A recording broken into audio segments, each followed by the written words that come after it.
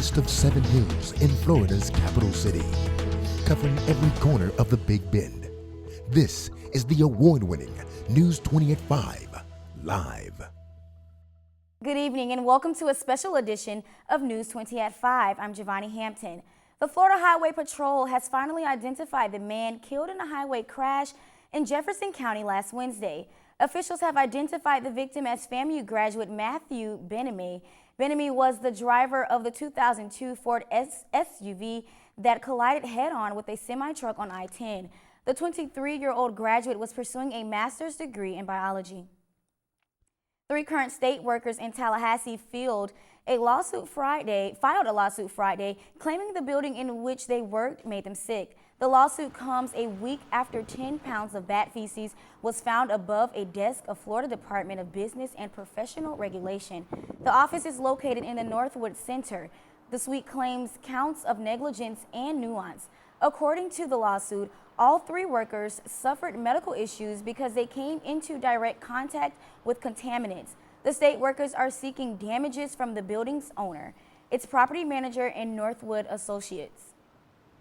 Leon County officials say residents have no reasons to worry about their water supply at home. For the last 3 years, water quality reports from the city of Tallahassee and Talcott Electric Cooperative showed low levels of lead, if any at all, for any residents with lingering concerns about lead in their water, which can cause serious health issues. Officials say they can protect themselves by replacing fixtures bought before 1986. Local officials are pleased with the outcome of the 2016 Florida legislative session. Tallahassee Mayor Andrew Gillum shares with us his thoughts about some big projects that are being funded. Millions of dollars will be allocated to Tallahassee after this year's 2016 Florida legislative session. 470,000 of those dollars will be given to Tallahassee's fire department for hazmat equipment to protect them from hazardous material like chemicals that may be a health hazard or physical hazards. It's to help them protect themselves in the time of an emergency. Mayor Andrew Gillum talks about another big project that passed through the legislative session. We got over $6 million for the completion of the Capitol Circle project, huge money for right-of-way acquisition, which will help us assemble what we don't have in land and hopefully put us on the right path to getting that road paved and making it an easier transition on the southeast and southwest side of our city. $1 million will be given to the Tallahassee airport that would allow JetBlue Airline to come to Tallahassee. This will improve the interstate air travel and open up potential flights into the Northeast and even further out to the western part of the United States. William Barger, who travels for his job 50 times a year, states his opinion on JetBlue. Price has very little to do with it. It's convenience and availability for me. Other projects will help improve our environment with $500,000 for a central drainage ditch, particularly on the south end of the city, and $50,000 for the Tallahassee Lake Playground at Tom Brown Park. Multimedia journalist Giovanni Hampton for News 20 at 5. Aside from these 4 projects, several others were funded, the big one being the Bethel Ready for Work program that is allocated for $500,000. And now we have the story of the late Rod Durham, who was commemorated earlier this morning live in the newsroom. We have Cara Bailey giving you more on the story. Cara. Mourners gathered at Leon High School's auditorium today to pay their last respects to a beloved teacher. Rod Durham, who was a theater teacher at the school, was found dead in a South Florida hotel room. The memorial ceremony opened to the public at 11 a.m. with reflections on how Durham positively influenced students with his motivational spirit. Wreaths and photos decorated the stage, highlighting his accomplishments.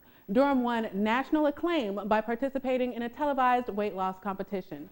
For News 20 at 5, I'm Cara Bailey. Back to you, Giovanni, at the desk. Thanks, Cara. Kohl's is now on the list of retailers looking to downsize and streamline operations by closing stores. Tallahassee residents had strong reactions once they learned of the closing of store on Thomasville Road. Kohl's says the 18 stores that are closing are underperforming and represent less than 1% of total sales. On average, between 80 and 100 associates are employed at each of the closing stores. The North Tallahassee location is scheduled to close June 19th. Frenchtown business owners are being offered grants to improve their businesses. Multimedia journalist Paige Maloney has more on the story. The City of Tallahassee Community Redevelopment Agency provides CRA grant funds to businesses in the greater Frenchtown area through a business facility improvement program.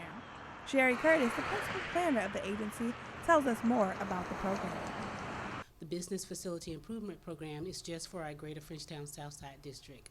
That program allows commercial businesses located within the district to improve the exterior of their buildings, basically. It also allows them to do site improvements. Business owners are taking advantage of the opportunity to improve the appearance of their establishments. Although all business owners are encouraged to apply, there are a few regulations set forth before being approved. Pastor Ernest Farrell, Frenchtown business owner, tells us how he feels about this program.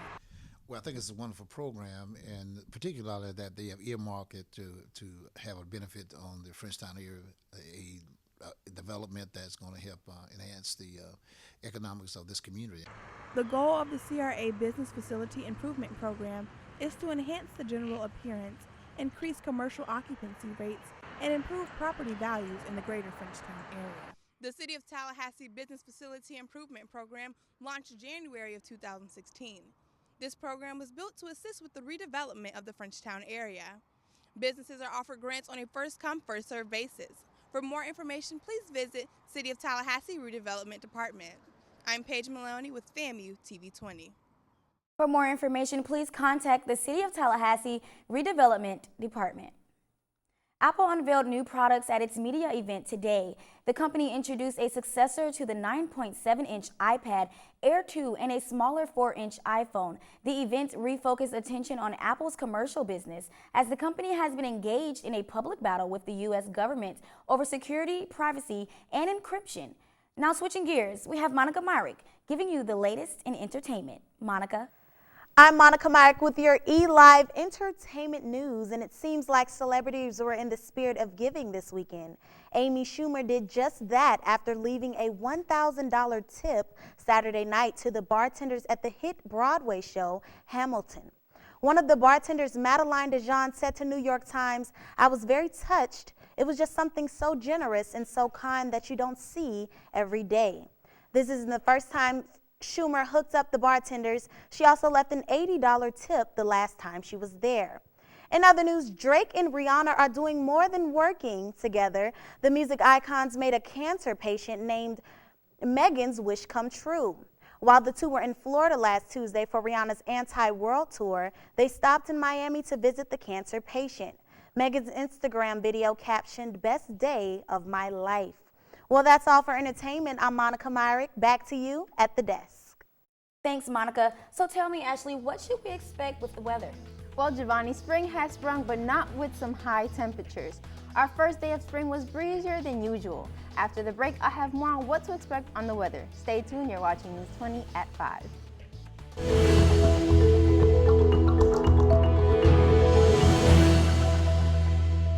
Welcome back, I'm Ashley Fleet. Happy Monday, everyone. Yesterday was our first day of spring, but we weren't greeted with warm temperatures.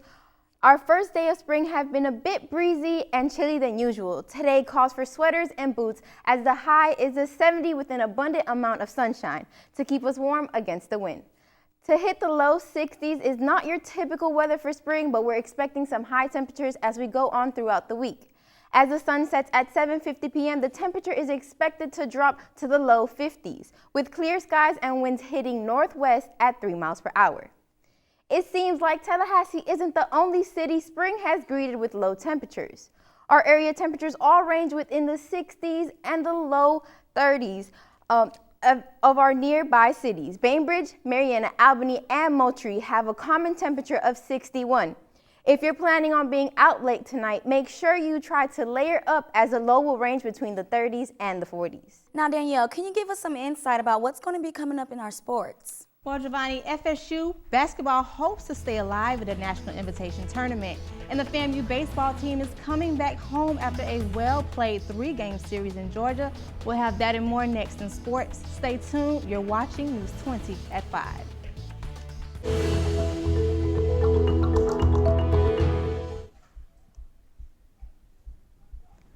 Welcome back. I'm Danielle Johnson with your sports. The number 4 seed Florida State men's basketball team ended their national invitation tournament run after being knocked off by number 1 seed Valparaiso University. Xavier Raythan Mays led the Seminoles in the first half with 10 points, but that wasn't enough. The Crusaders led the entire game in a field goal, 3-point, and free throw shooting. The final score was 81-69. This is the Seminoles' 5th time ending their season in the second round of the NIT under Leonard Hamilton. Going across the tracks to Florida A&M University, the Rattlers baseball team ended a 3-game series on a high note after a 12-5 victory against the Savannah State Tigers. FAMU put its fangs in the Tigers early after jumping out to a 9-0 lead in the second inning. Alec Wong went 3-5 with a double and 2 runs scored. They returned home for a 3-game series against Florida Gulf Coast University. Thursday and Friday's games will start at 5 p.m., while Saturday's game will begin at 1 p.m. Danielle Johnson signing off with your sports. Back to you, Giovanni. Thanks, Danielle. Coming up, there was so much to do at the Jazz on Gaines Street Festival. Stay with us. We'll have more on the story after the break. You're watching News 20 at 5. The Tallahassee community brought out their lawn chairs and blankets to indulge in some family fun to end the weekend. RB Ministers Incorporated held Jazz on Gaines Street at the Boulevard Park in Tallahassee. Local residents enjoyed live music and great food among good friends. Jazz on Gaines Street, which was a free event and open to the public, featured local bands and singers as well as arts and crafts and food vendors. Event organizers are already looking forward to next year. Thanks for watching. Remember to also follow us at FAMU and TVnews.com for more news updates. Have a great evening.